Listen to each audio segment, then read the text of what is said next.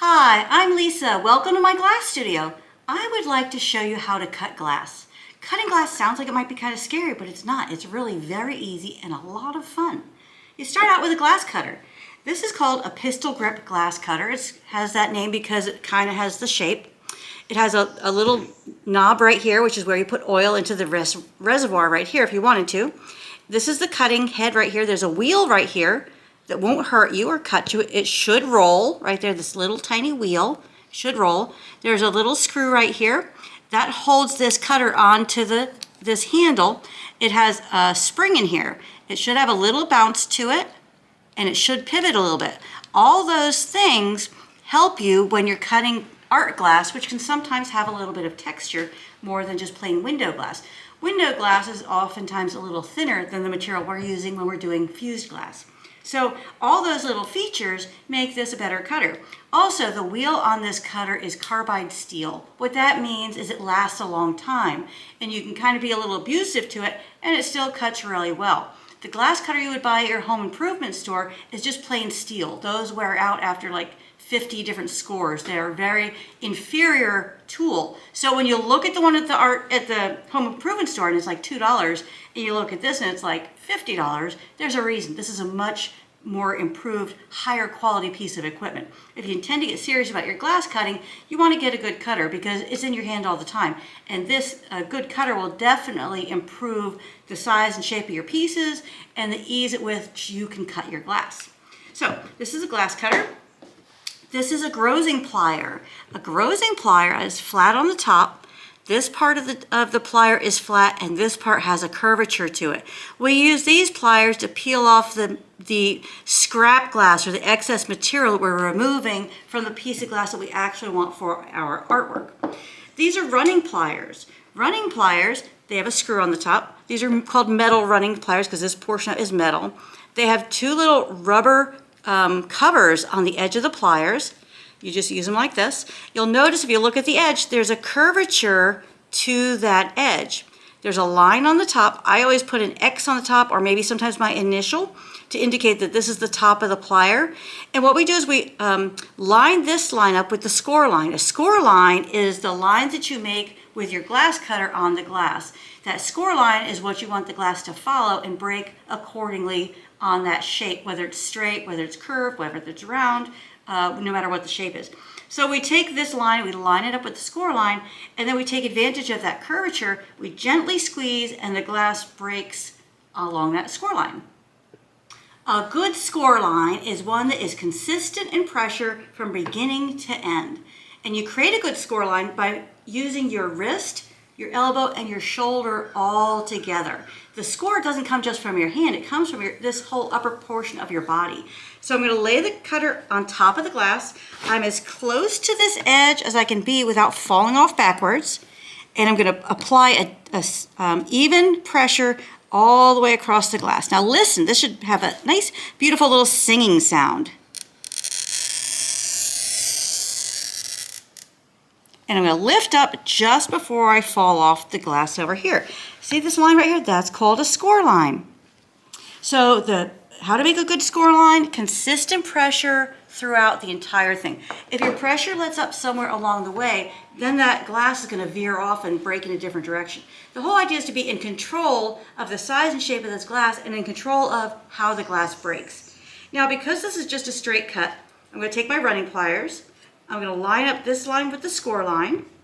Now you take advantage of these pliers when the glass is at least as wide as the width of the tip of the plier head, because if it's smaller, you're not taking advantage of that curve. And I'm just going to very, very gently squeeze. There we go. Awesome. Our first cut. Wasn't that fun? All right, so let's try that again. Now listen. Did you hear that? That's what we call singing. It's not a grinding sound, but you do hear it all the way. And can you see that score line? Can you see how consistent that is? An inconsistent score line would have dash pattern, or it would have a lot of dust and debris around the score line. This is very clean and very uniform beginning to end. So let's take our running pliers again, line that up, and gently squeeze. Look at that. Awesome. We're cutting glass. All right, now in fused glass, a lot of times we want to cut something that has a shape or with a curvature. Let's say we want to cut something that looks like this. All right, this shape right here. All right, so what we're going to do is take our score line, or cutter rather, going to go right up on that line. Are you hearing that? Now notice I did not fall off here and I did not fall off over here. That's not great for your cutter. It's not great for the glass. All right, so this one, when I put my running pliers in there, look, the glass is not wide enough to take advantage of the full width of the head. So this is not my best choice for a plier to remove that material. So I'm going to take my grozing pliers. Now the grozing pliers also have a top. The top is the flat area. It's flat here and here. And I put a little T on there to remind myself every time when I use them which is the top. You could also put your initial there. You could put anything, a little flower, whatever you want, just a dot even. Now these you go perpendicular to the score line. Rather than the running pliers, which you go with the score line. Here we're going perpendicular to it. The trick to these pliers is how you hold this hand. This hand you want to do thumbs up like this and bring your hand right in here, put that glass right up in here where you've got good leverage. And now I'm going to put my elbows up and exaggerate this, okay? Exaggerate it the first couple times because then once you get the feel, this is super easy. It's a little snap. But if you don't exaggerate it, a lot of people try to force it and that's not good. So go right up to that score line, I'm going to put my elbows way up and what I'm going to do is a down and out motion, okay? Down and out. It's not this, no. It's not this, it's not this, it's this, okay? Which is very similar to the action that happens when you use the running pliers. So perpendicular to the score line, elbows up, boom. Tiny little snap, super easy. Look how beautiful that is. Look how nicely that came out, just in one break. All right, let's do another curved piece so you can see how that goes again. Gonna follow the same one, come out a little short. Now, notice I did not fall off the glass here or here. Notice how clean that is. Did you notice how it had a uniform sound, uniform look to it? All that's really important. Now I'm going to take my grozing pliers again, go right up to that score line. Remember this hand, okay? Fingers in, so they're out of the way, not underneath. And right here where I've got really good, strong leverage with my hand. If you're holding it with your fingertips over here, not good, no leverage. If you're holding it like this, well, your fingers are right under that glass. You could potentially get cut from the scrap or from this piece coming down. So curl those fingers, get them out of the way, thumbs up, put that glass in there where it's real snug, got a lot of good pressure, and then remember, big old down and out motion. All right, we're gonna do one more of those without the exaggerated elbows. All right, now we're gonna take off this little piece. And look, once you get the hang of this and you get that sense of what it feels like, you don't have to do the elbows like this anymore. Then you can just kind of get right in there and boom. Super fast, super easy. All right, let's say you want to cut a shape. A lot of times in fused glass, we want to cut a shape. Let's say we want to cut something like this. Okay, that's a flower petal. Now, you're not going to do that in one score line because it just won't work. Glass wants to break straight. So in order to get it to do this curvature here, what we're going to do first is divide the glass and take our pattern piece and remove it from the bigger piece. So in case we break this, we have this one to create another piece.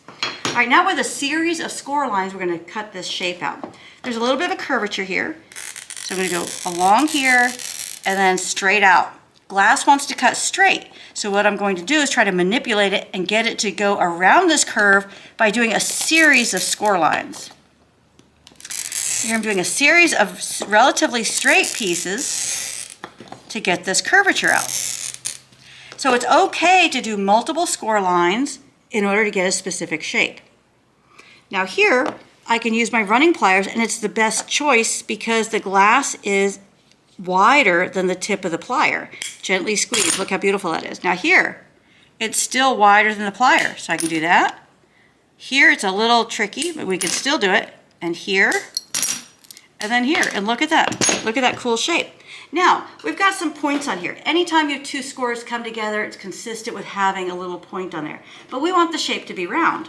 So we take our grozing pliers, we go back into those little points, we just grab them very tight, very small. Now notice this hand again, fingers in, thumb up, and just break that material off. Clean this up a little bit more. And look how these pliers work so nicely to really give us a beautiful shape. So glass cutting might seem kind of intimidating.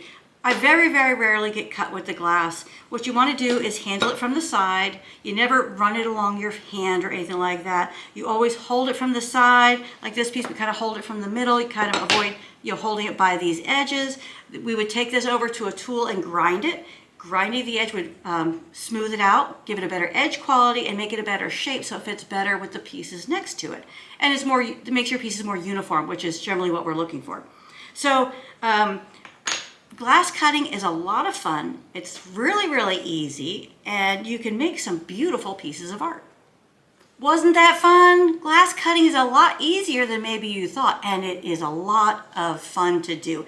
You really feel empowered when you're taking this material and making it your own shapes. And it's so wonderful when you can put that together and create a beautiful piece of art. Really nice. Also, I want to mention that glass fusing material, nothing goes to waste. All of this material can be used in another project, in a smaller project, as a mosaic, in other things. So there's no waste here. So even though we chopped all this up, this will go into a little bin with other similar colors, and we'll use it on down the road in a project. So we don't have to worry about anything going to waste. There is no, everything's usable. So that's awesome. So thanks for joining me. I hope you enjoyed this glass cutting demonstration. Please follow, like, or subscribe my YouTube channel. Please consider leaving us some feedback, some information. Give us some ideas of subjects you might like us to cover. Let us know if you like this particular one also. Please consider becoming a premium video member. We'd love to have you. We have new content coming out all the time, exclusive content just for members, and we've got full-length instructional video plus pattern ebook you're going to love. So please consider becoming a member. And until next time, happy fusing.